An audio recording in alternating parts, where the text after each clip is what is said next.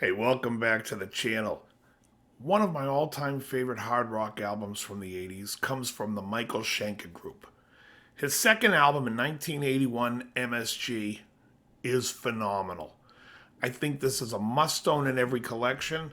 The more I talk to people and find out that they don't know this album or aren't fully aware of all the songs in this album, to me is crazy.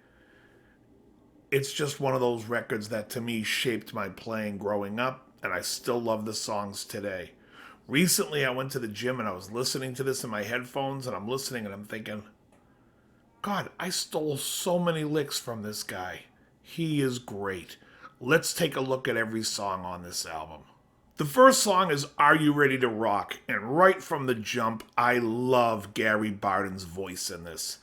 Gary Barden is one of my favorite rock singers, especially on three of the Michael Schenker albums, the Michael Schenker Group, MSG, and Build to Destroy. I love this album. I love his voice. The guitar tone is absolutely a Gibson plugged into a Marshall. There's no denying that sound. Are You Ready to Rock is an absolute monster opener for an album. In fact, I think it might even be better than Schenker's opener on UFO's Obsession with Only You Can Rock Me. The second song in this album is Attack of the Mad Axeman. An absolutely great tune. A lot of nice grooves going on in this one here. Not so much so straight rock and roll, but a little bit funky and just absolutely a great song. Again, Gary Barden, Cozy Powell on drums, Chris Glenn on bass, Paul Raymond playing keyboards and guitar. Just a great record.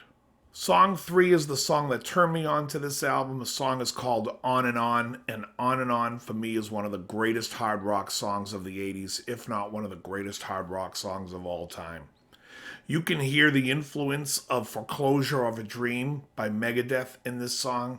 You can hear a lot of things going on here that have just influenced so many other people. It's a great song, lyrically, vocally. The guitar work is phenomenal. Check it out.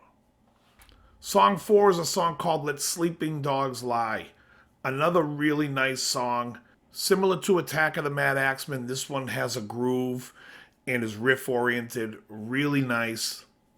I love it. Song 5 is my favorite cut off the record, and this is a song called But I Want More. This one slows down a bit, and you get to really hear the character in Gary Barden's voice. The guitar is great, the chords, the changes, everything. Love it.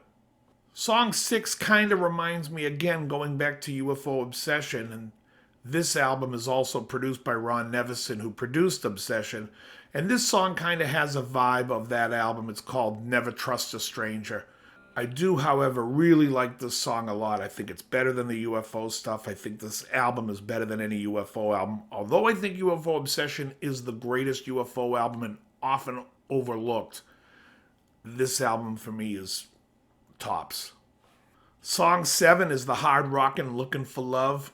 Great song. Again, we're just keep hammering great song after great song. We're in 7 amazing songs in a row. Again, everything about this I like. The last song on the album, Song 8, is a song called Secondary Motion. It's a great song. Killer groove. Vocal, phenomenal. Thing I like about Gary Barden, it's not so much about like the high vocals of the 80s where everyone's screaming. There's just a character to his voice that I like. There's a character to Michael's playing in here that I like. It's hard rock, but it has a little bit more. It's everything you want in a record album. It's everything you want in a hard rock album. I'm going to post the link in the description. Check it out. Let me know what you think. Very good.